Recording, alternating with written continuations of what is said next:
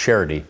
We were speaking about your upbringing earlier, and obviously you guys were poor, did not have a lot of money. But there's one time your father's, Philip, is taking you out to get a burger and sees a homeless guy. What ends up happening? He's driving and he sees a homeless guy in some army fatigues. Like if you ever saw a guy in army fatigues, he's pulling over, so he sees a guy, he makes a U-E in the middle of the street, he's talking to this guy, and he recognized the platoon that the guy was from. Man, I know, did you know what? Yeah, I knew him and in there. So the guy was down on his luck, and we had like 5 double cheeseburgers left. My father had $20. And in my mind, I'm like, what are you doing, bro? I'm gonna eat that later. When y'all go to sleep, after everybody get there, I'm gonna eat. What are you doing? Like, I'm like, selfish at this point. Like, you finally get some change. I get to stop eating army crackers and army cheese. This is my food.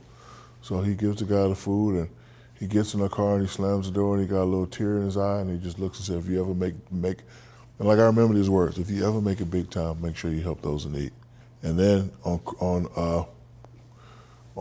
Thanksgiving, he would go to the barracks, round up the troops, and we'd have blankets, we have all the army rations that they were getting ready to throw away, whatever we can, Spam, peanut butter, bread, give it to the homeless people. So those are 3 things that I do today because of what a man that made $30,000 a year taught me. From a woman who was a secretary, probably made $20,000 a year. They taught me that. So, a lot of people, when they look at me and the charities that I do, this is from the heart. Like sometimes when I see people doing charities, I could tell they're just doing it for the moment. Like for example, whenever it's a hurricane relief thingy, people who you never see do anything, all of a sudden they just pop up and they're tweeting about it. Like I tell people all the time, I do a lot of stuff seen and unseen.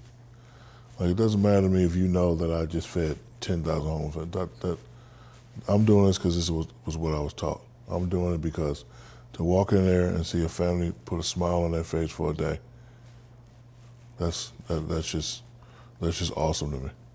Whether it be visiting an ill child in the hospital, donating money, or something else, what's been the singular, most personally satisfying thing you've done? Well, they all have been satisfying. One time, a grandmother had a kid that couldn't walk. I bought her a van. And see, like these are stories that you'll never hear. I bought her a van. Just the other day, I get an email, a little beautiful, and I'll give you her mother's number so you can talk to her. A little beautiful girl that has cancer, A. Marie. So the mom hits me in the email. I don't know if this is your email, but my daughter, she calls you Bubby. She would like to see you. I'm in LA.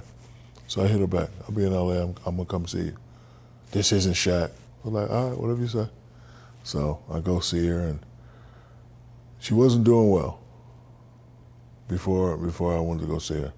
So now that I went to see her, her spirits are up. She's happy. I told her to hang in there, and just seeing a kid smile, just seeing the kid smile,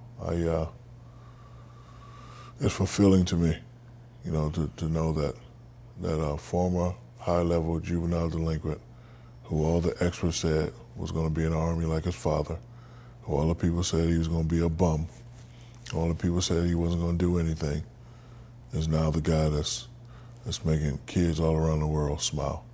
That's my thing. I just want to make you smile. For more clips from this interview, visit GrahamBensinger.com.